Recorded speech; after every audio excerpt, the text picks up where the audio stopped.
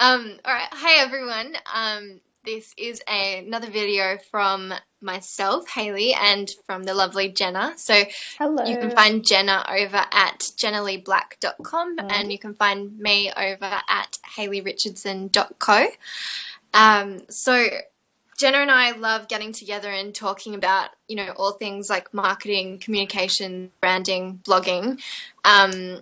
And we love recording, videos about this kind of stuff for you guys too. So we've had a bit of a discussion about, a couple of topics that we would love to help you guys to get your heads around and to understand a little bit more.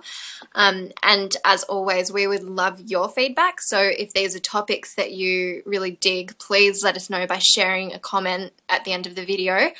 And also, I guess, sending in suggestions to us for, videos that you would really love to hear our discussions on. But for today, what we would really love to talk about is helping you to get an understanding of your ideal client, because this is a topic that we both have clients ourselves with who have a lot of difficulty kind of getting their heads around. And it's also an area that a lot of people put pressure on themselves to kind of understand, and to the point where it might actually hold them back from, moving forward with their blogs and their businesses. So we think that it's a really key area to discuss, and we think that you will really love this discussion. So, we'll get started and, come up with any questions that you have along the way. Leave them in the comments. We're here to share with you guys, and we're here to help you. So if you have an idea for another topic, let us know. We want to keep the ball rolling, and we want to give value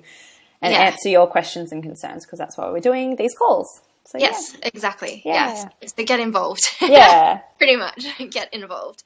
So Jenna, what we're going to start with today is a discussion around why it is so important in the first place, or what's the big fuss about having an ideal client or a client avatar? Yeah, definitely. I think personally it's about being then able to communicate clearly and communicate effectively. Yeah. So once you're kind of clear on who your person is and your ideal client, it just makes everything kind of fall in place. And I think your branding comes into alignment. Yeah. Your products and services come into alignment, which we can talk about later on. But definitely. Yeah, I think it's just a really important starting point, because you are going to know how to talk authentically and how to really connect authentically with the right people. Yeah, definitely. And I think that's something that we're just both so big on, is being in alignment and being authentic. The two Yeah. So I would totally agree with you. I think that having that base understanding of who it is that you're actually talking to really helps you to communicate more clearly. And clients love clear communications. Clients love clarity. They like understanding, what it is that you're talking about and what they are getting involved with and getting around. And I also think that it's, we've kind of just had a bit of a discussion about this before we jumped on the call. So we've kind of spoken about a few key areas, and we both agreed that it's also really great to help you to understand more about your client, so that you can come to them or come to the table with real compassion for who they are, for, their situation, for the problems or challenges that they are experiencing right now, and to also help you to kind of get into that place where you can kind of get excited for their future vision as well, and get excited for, the what's possible for them too. So exactly, yeah. And I think it comes back to just meeting people where they're at in their journey, and making it really relevant. Yeah. And you can do that once you know who your people are and who you want to be talking to. So, and really getting that understanding of them on a real human level and a deep level of what their concerns are, what their frustrations are, questions are. And once you know this, you're going to be able to just come to them from a place of authenticity and value giving, and really meeting them, like I said, where they're at in their journey. Yeah, definitely. Yeah. So having, in a nutshell, having a client avatar, or understanding who your ideal client is it'll help you, one, get clear, so clarity. Mm-hmm. It'll help you communicate more clearly to those people who you are serving or helping, and it will help you come at it from a place of compassion, meeting people, which is, all about meeting people where they are at. It will also help you create better and more aligned offerings for your clients too, because knowing them and knowing the specific challenges and dreams that they have will help you to create programs and, products and offers for them that will actually, hit a sweet spot for them, that they actually say, yes, that's exactly what I want. Exactly, yeah. I find, sorry to cut you off there, but I find when you are creating products and say you've put together a sales page or something, or a services page, and it's just not really being picked up by anyone, or there's something kind of misaligned, just go back to your ideal client in that situation. That's the best thing you can do, is to go back to them and even ask them directly, or brainstorm yourself what exactly they would want in this situation. How are you going to connect with them and meet them where they're at? And make little tweaks on your copy and in your sales process that is going to talk directly to them, into their mindset. It's so important, because we often write for what we think we want and what we think the client wants, but it's not always right. So just going back to basics and going back to the ideal customer is going to be really helpful. Yeah, definitely. And I think that's, you've hit a really, really good point there, Jenna, because I think that that's a key kind of, not concern, but it's just like a key kind of thing that I see in, like when working with my clients, is just that when they're kind of trying to figure out who it is that their ideal clients are, they're either, sorry, I'm just moving things around because my phone's about to run out of battery. Just got a little notification, so I just need to plug it in to my computer. But they really kind of either kind of don't like really want to, they want to talk to their clients about what they want to talk about, rather than necessarily like fully considering what the client wants. Rather than fully considering who it is that they are actually talking to. And I don't mean this in like a bad way, as in like, you're not thinking about your client, but it just takes a while to kind of get your head around the fact that what your clients actually might be like desiring or struggling with might actually be a little bit different to what you think it is. So, and it's definitely something that I have learnt through running my own business, is that what I want to talk about overall doesn't necessarily kind of tie in exactly with what my specific clients want overall at this point in time. So it's just about kind of finding that place where what you can offer and what they want is really aligned. And that's what you share with the world. So and understanding their journey. Everyone's different, but if you can just think about your one ideal customer or client and think about where they're at in their stage. I've mentioned this before, but just making it really relevant to where they're at, and thinking about, like if you're a health coach, is your client going to know everything you're talking about in your copy, or is that just going to go over their head because they're a beginner? They're brand new to health. So you've got to think about where they're at in their journey, and that's going to really help you connect on a deeper level with your client. That is such a good and key point, and it's something that I've actually tried to like articulate before, but I haven't been able to, and you've just done it like so precisely. Yeah, I think that's a good example though, because I know that we have a lot of health coaches watching this video, and when I was health coaching, that's the biggest thing I found. I was like writing blogs that were quite technical and quite nutrition based, like scientific, and I was like, actually people won't even really know, like my customers who are going to buy a health coaching program aren't going to even know what this is. Yeah, exactly. So it's more like it's about making sure that you're keeping them in mind, remembering that probably in most cases they're very, very much a beginner. They don't have that depth of knowledge that you've got.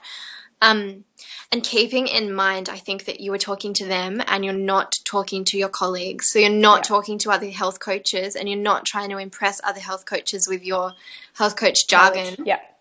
Just really kind of stripping back your messages to basics and talking to those real people who you actually help. So yeah, really important. Really good point, Jenna, I think. Yeah. And once you understand who your ideal client is, then that's going to be a lot more helpful for you when you're writing your copy and you're writing blogs and you're communicating on social media. When you come from that standpoint of just talking directly to them, it's going to be so helpful. Yeah. Like Hayley said, don't talk to other people in the industry. You're there to get clients and to communicate and to be adding value. So they're your people that you should be communicating with. Yeah. Yeah, definitely. Yeah. Good point. Thank you for bringing that one up, because I think that's really, really good. Awesome. Welcome. Okay, so we've spoken about, why it's important to understand who your ideal client is, for, clarity, for clear communications, for compassion, and for, building aligned offerings. Mm-hmm. Now let's talk about how you actually go about identifying who these people are and kind of starting to build a bit of a profile. So I guess that's the first point, or the first step, is that in most marketing, most organizations, I'd probably say every organization, they build a profile or an avatar of the person who they are talking to. Yeah. So a customer profile. So there are two kind of key components when you're building a customer profile, and that is from a demographic point of view and also from a psychographic point of view. So demographics are things like people's age, their gender, their occupation. What else, Jenna? Location. Geographic location. Yeah. There's not all that many. It's pretty much the basics, Yeah. Those kind of key areas. And so that's income. Income's another. Income. Yep. Yeah, income. Things probably like marital status as well. Yep. Whether they've got kids, that kind of thing. So kind of more like the fact-based sort of, I guess, about human stats. Yeah. So on the one hand, we've got the demographics, and then on the other hand, we have psychographics. Yes. And in my mind, psychographics is where it really gets really interesting. That's the kind of stuff that I find really interesting and fascinating. And psychographics are more from a psychological kind of point of view. So building a profile based on people's emotions and attitudes and beliefs and opinions, the real kind of things that make them tick. That's I guess. I think it's a lot. Oh, is someone at the door? Wait, Oz, I think it's my doTERRA order. Do you want to just keep talking about psychographics? Yeah, I will. 1 second. So while Hayley is away getting her essential oils, so psychographics, I think, personally, is one of the most important approaches that you can take when you're thinking about your ideal customer, because the demographics is important, but someone's age and marital status is not always going to define who your customer is. Instead, it might be what's going on inside their mind, where are they at in maybe their health or life journey, and thinking about, what are the kind of emotions and values that they live upon. So coming back to people's beliefs in the world as well. So one of the most important things that you can think about when you're thinking about your ideal customer and creating this profile. So you've gone through and you've created your demographics. And then once you go through the psychographic stage, I would think about what's their beliefs and their values about life and about their situation, and then relate that to your industry. So say you're a health coach, what is your client's beliefs about health or about nutrition or about fitness, and coming and thinking about putting yourself in their mindset and thinking about where they're at in their stage. So Hayley's back as well. But I was just my essential oils. Oh, woohoo!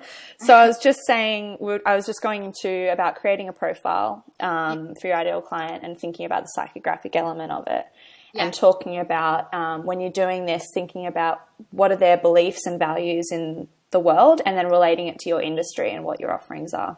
Yeah, definitely. And I just gave the example for health coaches that say you've got a client, what are their beliefs and values about health, and how can you then get into that mindset of where they're at in their journey? Yeah, that's a really, really important and key point. The beliefs industry. But yeah, I think the psychographic element is where you're going to get the most value if you really put yourself into the mindset of your client, because demographics it's quite statistical, it's quite basic, really, and it won't always define who your client is. But the mindset and the psychographic elements are going to help you really get clear on who your people are. Yeah. Definitely. It's more about, the emotions and really what makes people tick and what is going to ultimately, I guess, encourage them to, take a step, like sign up to your newsletter list or buy a coaching package with you. Like it's having that real understanding that shows them that you get them. Yeah. You get what they want, what they need. Yeah. And I just wanted to touch on that in the buying process and say you're the client and you're in the buying stage. Yeah. Think about once they get to that stage where they're about to hand over money to you or they're about to sign up to a service, what are they thinking in their head? So what are they asking themselves, and what are their potential questions and concerns about making this, taking this action to work with you? So I think if you can kind of get into that mindset at the buying stage, it's going to help you as well when you come up with your sales copy and situations like that. And just think about like their process of how they've gotten to you to buy something or buy a service or a product, and maybe just helping them kind of take that extra step and take the extra step to work with you. Definitely. Yeah. And so like an action step that you could take away right now to actually kind of start thinking about that would be to sit down and, like Jenna said, get into that space where they're perhaps at the buying point, and list down like the top 5 objections that they might have to buying your service or buying a product or signing up to your mailing list. It could even be something that's free, a free offering. What is it that they might be thinking about when it comes to that might be stopping them or holding them back from doing it? And then how can you communicate that they should proceed in an authentic way that's going to really connect with them and show them that you're giving them the value that they are after? Yeah. You're kind of reducing anxiety in a way. You're kind of eliminating any anxiety or any concerns. Yeah. Yeah, that's ultimately what it is all about. Like just, removing the anxiety from the situation for them, making it an easier decision for them to buy if it is something that they really feel that they need or they want, and that will help them. Yeah. So I think that's really, really key. So just take that away now and think about those 5 key objections. Could be more, there could be less, but really try and stretch yourself and think of at least 5, even if it's difficult, because just like thinking about it in a little bit more depth will actually kind of help you to just, I guess, get your juices flowing a little bit when it comes to, just really kind of being a more kind of active marketer, really. Yeah. And if you get stuck, I always think just ask someone, like ask a friend who might be an ideal client in theory, or ask someone that you've connected with and a client and say, how can I help you? What would make you really want to buy this certain product, or, in a way that's genuine and that you're creating it to give back to them. Just don't be afraid to put yourself out there and ask, because I think, it's one of the best things that you can do is just to actually ask directly to the source. Yeah, definitely. In fact, I think it's probably key, like we were talking about this before we jumped on the call, and we were saying that, a lot of people stop before they even really get started when it comes to building a profile, a customer profile. And that is because they just don't know. Like they look at all of the questions and they're like, well, I don't know. So how am I supposed to fill this kind of like this damn thing out if I can't answer the questions? And the real answer to that is just get out there in the field and really start to ask people, engage with people, find people who are a real match for your services. And if you've never coached before, like if this is entirely new to you, it might be that it might mean that you have to approach people that you don't know, or people in your life who may be a good fit for your program but who may not necessarily buy. If you've been doing it for a while, on the other hand, maybe you could pick a few of your favorite clients and ask them if they would be willing to be interviewed, and for you to actually, maybe either take them out for coffee or have a virtual tea date on Skype and just like ask them questions that will help you get into their head. Definitely. So, it's really important. I've done this myself. I've set up, Skype calls with other coaches as well to kind of get a good idea about their business, and they've done this, and then I've reciprocated. So if that's the situation where you find yourself, you can give back as well. You can give, ask from them to take some time with you, and then perhaps you can help them with something as well. So kind of do a little bit of a value exchange, which I love doing. I'm always about doing those little value exchanges with people to just get value from each of you. So it's a really great way to go about it. Yeah, awesome. I love that. Yeah. So let's go back to creating the profile. So we've gone through demographics, psychographics. Is there anything else you want to add to the psychographic stage, Hayley? Yeah, so we've spoken about attitudes, values. Beliefs and values, yeah. Yeah, and really thinking about things from the point of view of the industry. I think that's a really great point that you made there. I think listing the 5 key objections that they may have, and thinking about it also when they're at that buying stage. Yeah. Quite often one of the key objections is price, specifically if you're offering like a higher value kind of coaching package. So it's more about helping people get into a space where it's like, well, how can you help them overcome that if it's something that, they really want? Like, is there, a different offer that you could come up with? Like maybe it's a payment plan or something like that will ease that kind of anxiety about having to pay for something up front. Mm-hmm. A kind of, I guess, something that I'm quite often, a lot of prospective clients, people who I have discovery calls with when they're thinking about, working together, one of the key things that they'll quite often say is, I need to talk about this with my husband. Yes. You get that a lot, don't you? Yeah, because there's obviously in most cases there's going to be a significant other, another person that they're in a relationship with. And the money situation is usually the issue because and it's shared. So kind of just thinking about, other ways that you can kind of help people move past that from compassion. Obviously, when I don't know if you have any suggestions for that, Jenna. To be honest, if that's something that somebody brings up, I don't push it because it's not my place to make that decision for them. I'm the exact same. I kind of let them do that because I think I don't want to come across as, oh, but you should just buy it because your husband will love you afterwards, or I don't know. You don't want to come up with something, and I think that's when you come across aggressive and salesy and a bit icky. And I think just if it's meant to be, they'll come back to you when it's the right thing. Yeah, that's quite often where I'll leave it too. Yes, yeah.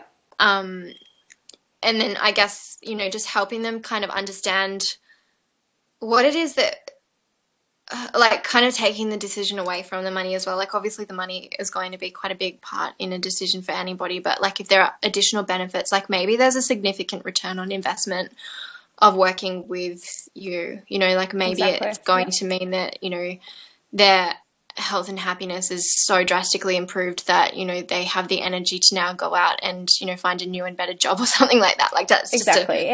But it comes back to knowing them on a psychographic level and thinking about their mindset.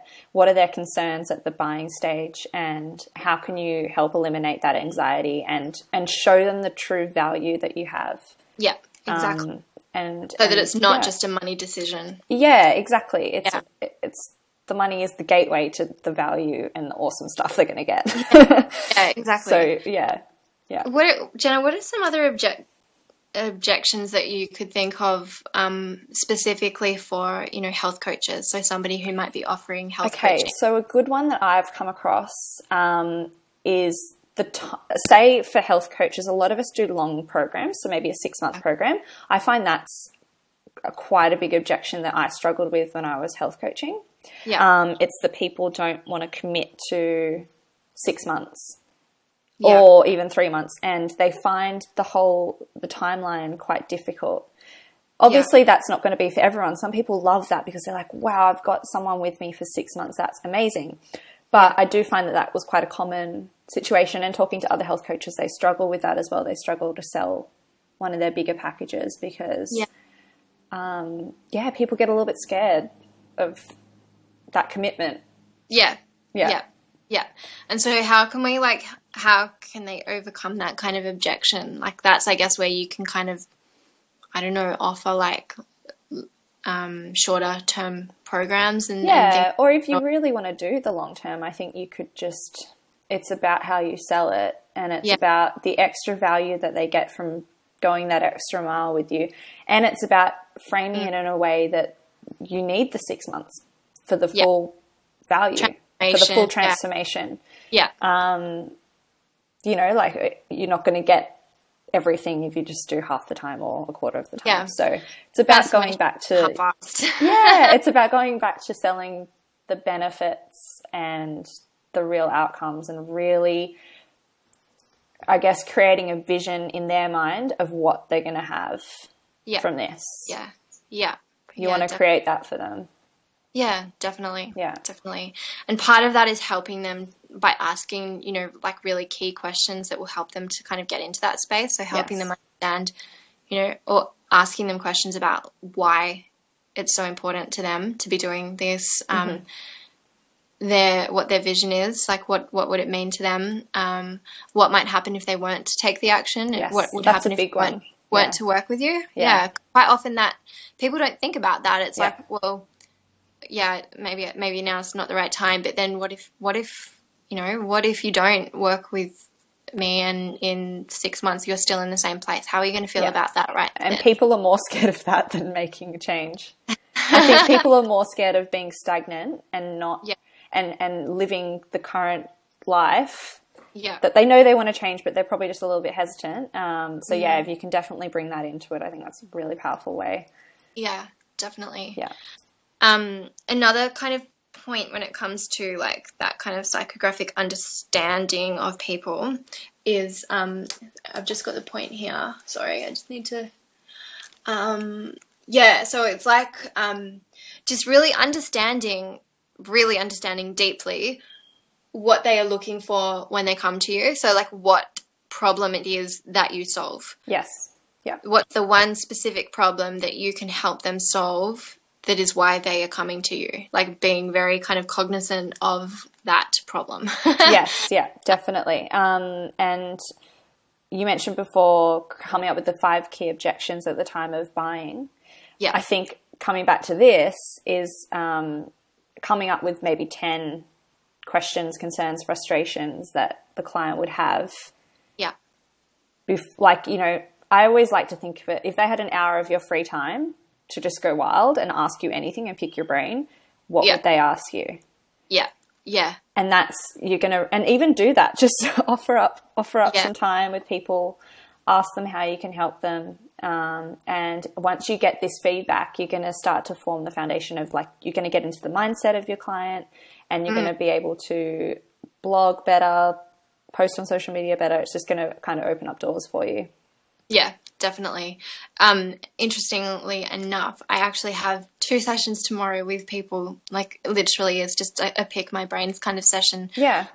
That I've offered to them for being very generous and helping me out with something. So, you know, from that, you know, hopefully they'll get some real great value from that. But it will be interesting to see the kinds of questions that people will ask, you know, specifically just, you know, from spending an hour together. Yeah, exactly. And again, that's a value exchange because it's going to help you and them. So yeah, exactly. And it's funny because I didn't actually think about it that way until you just said that. Like, the value for me initially was them answering some questions for me. So but yeah, like it's still, you know, very interesting to see, you know, the key kind of areas that are going to be, you know, discussed by them. So exactly, yeah, just another example of, you know, getting some time with some people and just asking them questions, people that, you know, fit into your kind of ideal client category. Yeah. And so when it comes to that problem, like the problem that you can help them to solve, I think that is where this exercise and getting out into the field becomes so important, because that's when, if you're just sitting down to think about this worksheet and to just fill it out without having had any kind of experience with people, that's where I think I tend to find a lot of my clients might get stuck, or even me myself, if I haven't done enough kind of research. because that's when you start to make up the problems in your head based on what they need to know. And quite often it's very different because the problems that you think that you need to help people solve are very complex because you have such a depth of knowledge on the topic that you're talking about. But in reality, like, you know, a client that you're coming to might just have a problem that is weight loss, you know. One thing that I hear a lot of health coaches talk about is that, you know, and health coaching is such a holistic kind of approach. And so, you know, they want to talk about primary foods in their sales copy as like one of the key kind of overarching things that they're going to cover. But when you think about it, is somebody going to come to you because, well, you know, some cases they very well may, but is that very compelling to say, we're going to look at your primary foods? Yeah, you know? They're going to go, what the hell are primary foods? Right? It's like high-end lingo. So exactly, yeah. Yeah, so we need to kind of, again, come from that place of real compassion and understanding of what it is that your clients, the people who your prospective clients, what they are kind of struggling with.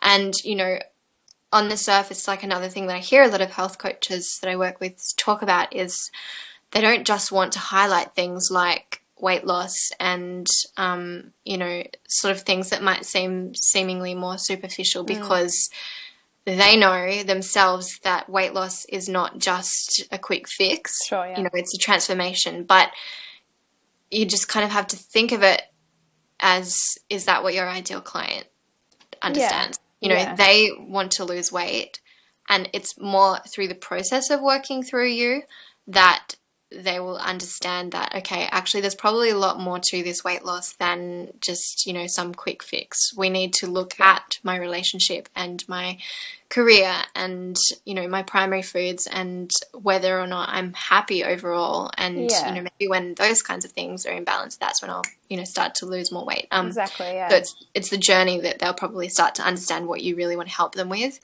on the surface. Yeah, and to not be afraid. I mean, yeah, you can talk about the transformation and the holistic side of it definitely in your copy, but just it's important to go back to basics and think about like what's a really simple and effective way to get this across that people are going to understand.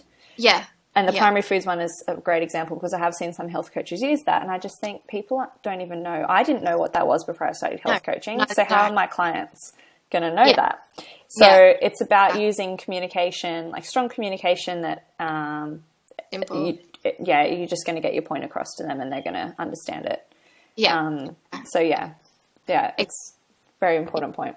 Yeah, exactly. And so like it might even be talking about, you know, like healing your relationship or something like that, but you don't just call it, you know, we're going to balance your primary foods, and it's more like, you know, up front what we're going to do is, you know, and it depends on what you specifically want to focus on as a health coach. Like you might not want to work with people anyway who want to lose weight. So of course you wouldn't be talking about weight loss, but kind of thinking about, just what it is specifically that they might want, what kind of change they want in their life, and just communicating that in a simple way and then kind of expanding on it later through the copy and also through your services. Yeah.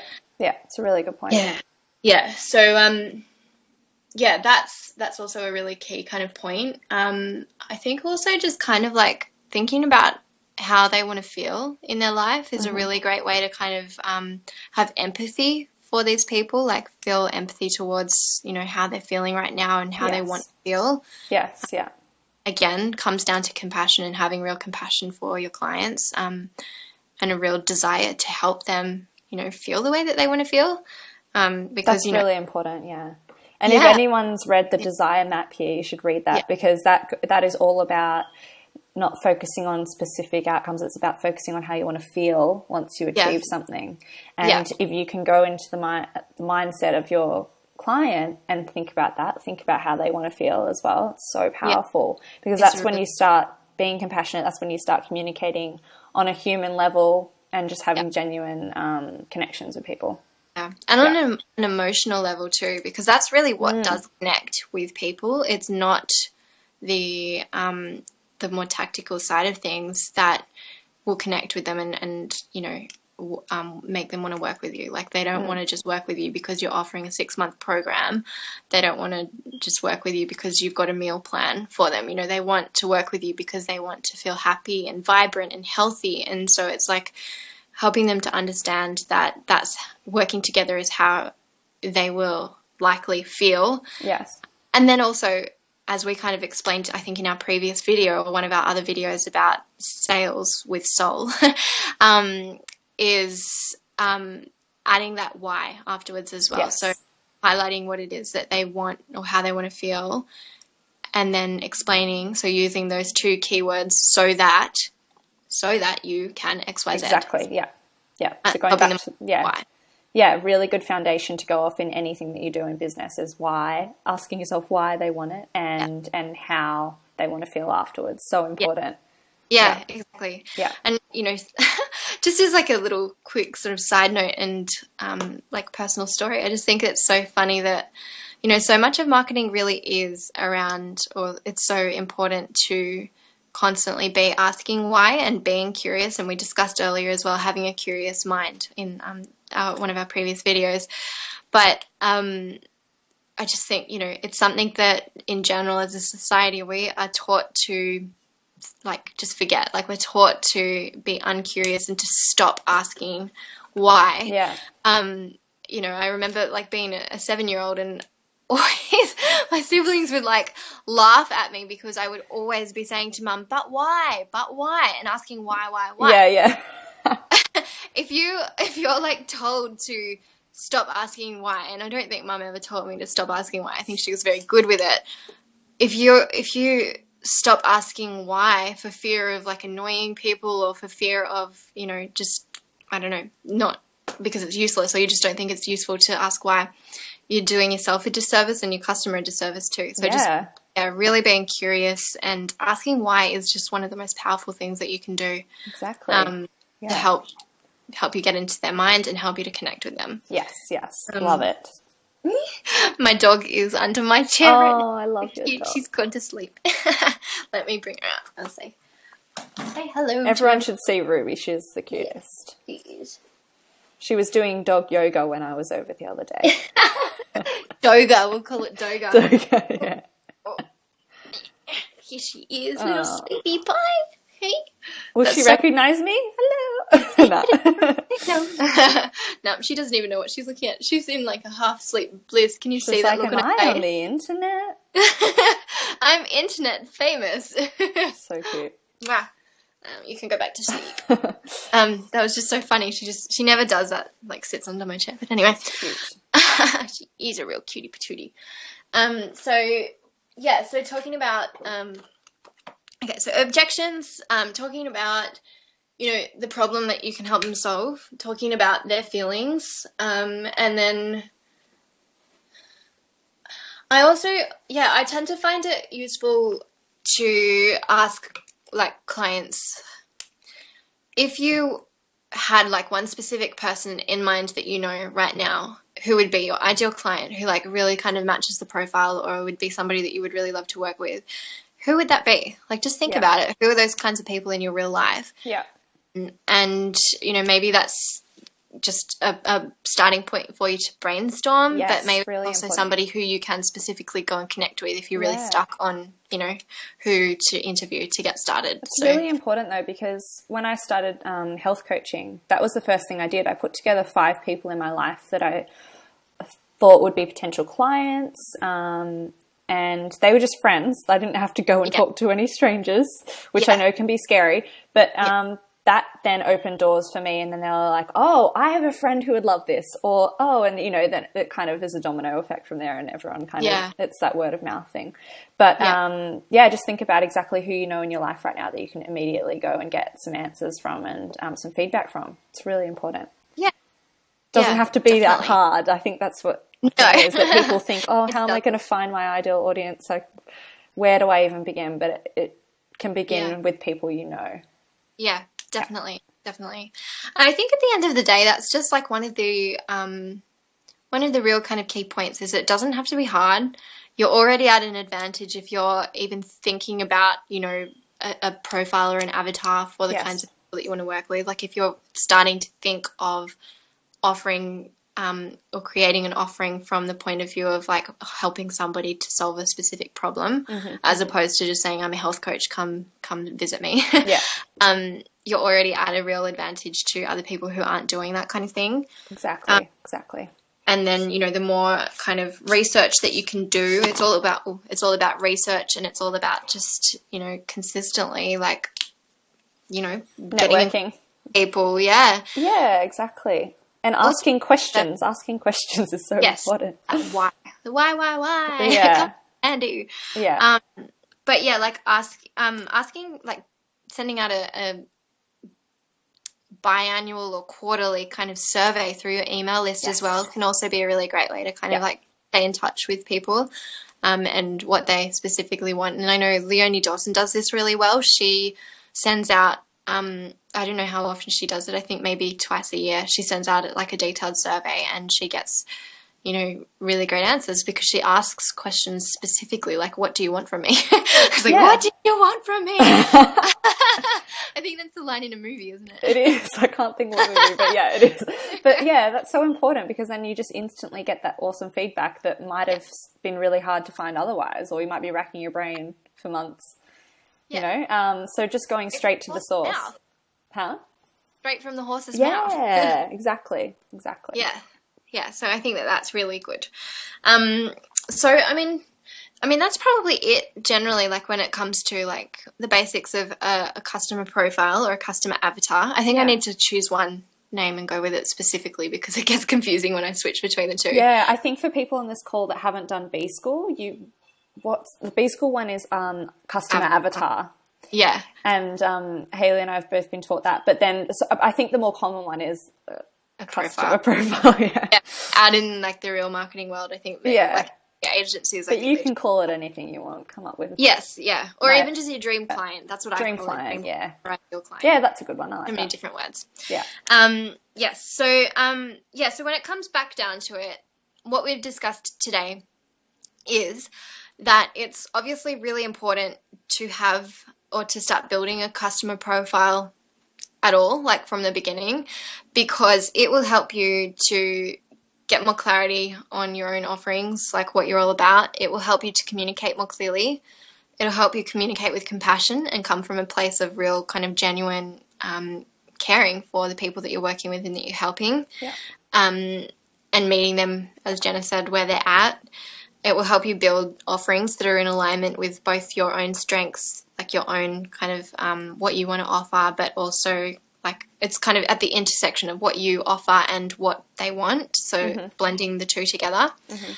When it comes to starting to create an actual customer profile, there are two areas, and they are demographics and psychographics. So the demographics are the age, the gender, the location, marital status, job, what they do for work, whether they have kids. Psychographics is the nitty gritty, the juicy stuff, the interesting stuff love it. Around, you know, their beliefs, their attitudes, their values, opinions, values, and Jenna's very, very good and key point about thinking about it also in relation to the industry, their beliefs specifically about the industry that you work in. So not necessarily, you know, just their beliefs about life. But specific what you're selling, and offering, very important. They're key objections. So for you to write down and actually come up with 5 at least, stretch yourself to think about these, because the more you actually kind of like train your brain to think about these things, the easier it becomes. Exactly. And then you start, once you're thinking in the mindset of your dream client, I think it does become more natural, and then every stage of your business you're always thinking about them. And that's going to create success for you because you're being there for them, you're that person. So exactly. And this isn't just homework, you know, like it's your business. So exactly, do stretch yourself, because it's so good to do that. You also made a really good point, Jenna, about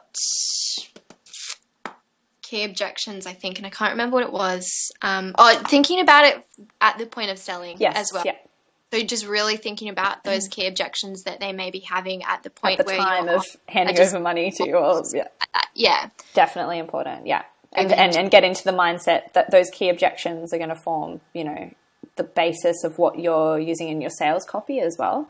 And you're going to reduce the anxiety. Yeah. So reducing their anxiety at the time of purchase.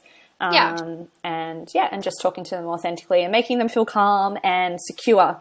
Security is a big thing because you want to know that you're being looked after and you're making the right decision. Yeah, definitely.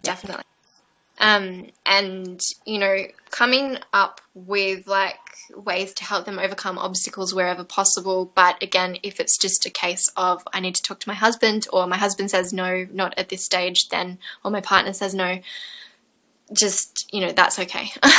Just that's, you know, where, you know, you can kind of come up with other maybe creative ways like offering extra value for them or something if it's something that they really want, or easing the burden by, you know, payment plans and things like that. But just realizing that there are also like very human and very real world kind of situations where maybe it's just not realistic for them. Exactly. So, and just being prepared for that as well, to handle those sort of situations with grace. Yes, that's a big one, because I see some people get angry, and then you just, you know, it just ends in this awkward situation, and you don't want to be that person. It'll quickly spread, and people, you know, you're just going to give off bad vibes. You don't want to be doing that. You've got to think about, if you're in their situation, how would you want to be treated as well? So it comes back to giving them compassion and showing them that you're real and human, and you get them. You understand what they're going through. Yeah. Yeah, you're not just a business robot. Yeah. I know. So that was, key objections. Also that one kind of key problem that you're helping them to solve. What are they looking for specifically when they come to you? The overall problem. So we spoke about not just talking about helping people with their primary foods, but like giving them something real and meaty that you can help them with. And that's usually like around the core desired feelings, which was also the next point. But then also following it up with a so that and like a why. So explain why that's something that feelings and why.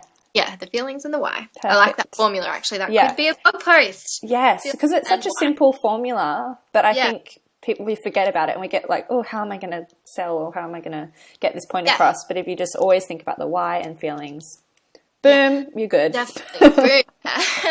My hugely creative out there brain that struggles with structure loves formulas like that. I love a formula. I have them on my wall. I have like little, all my little things. Just keep it there. We're nerds. We are. Okay, and then so the feelings, and then also just like identifying, maybe those 1 or 2 or 3 or 4 or 5 people in your life right now who are a really kind of good match for your customer profile, and making sure that you're actually like brainstorming based on them, but then also actually getting out there into the field and offering or asking those questions about, everything that we've just spoken about. And don't be afraid to do, like Hayley's saying, tomorrow she's got those calls, and they're going to be a value exchange for both people. So don't be afraid to say, oh, how can I help you back? It's awesome. And once you get into that, it's fun. It becomes fun because you kind of you're giving something and you're getting back, and it's the best thing. Yeah.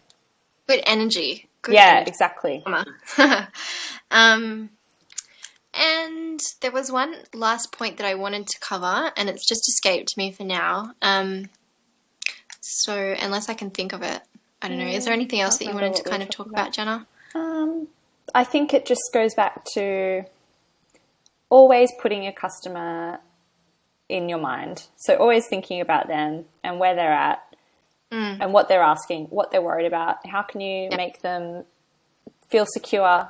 How can you make them feel valuable, supported, and and supported, and that's the best way to work with your clients and find the right people.